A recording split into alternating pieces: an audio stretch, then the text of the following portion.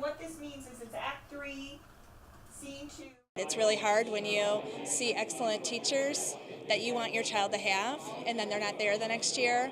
It's hard, I think, for teachers to specialize in a grade and then have to move down 2 grades below and find out the week before school. There's just instability, and I don't think that's how you should run a school. It's not how you should fund an education. Illinois students face enough challenges in their quest to earn a quality education.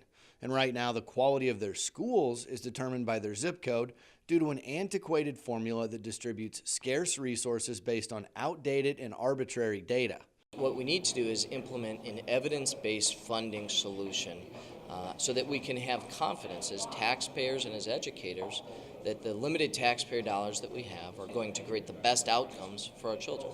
The idea of an evidence-based formula is fairly straightforward. The formula would focus on what are the research-based best practices that actually result in the greatest gains of student achievement, and what do those cost, and how would we provide them in a typical school across our state. It means that schools would be funded based on the true local costs of educating students, and funding levels could be set based on goals such as class size. It's backed by an organization known as Vision 2020, a coalition of schools, school administrators, educators, and parents. The evidence-based model is a long-term solution to the funding problems. Senator Barickman's legislation already has the backing of more than 400 school boards and over a dozen sponsors from both parties.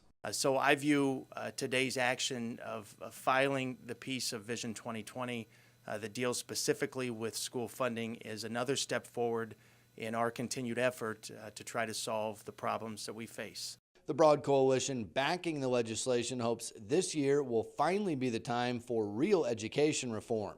And I think if we move together in a bipartisan fashion, that we stand a chance to be successful in passing this into law.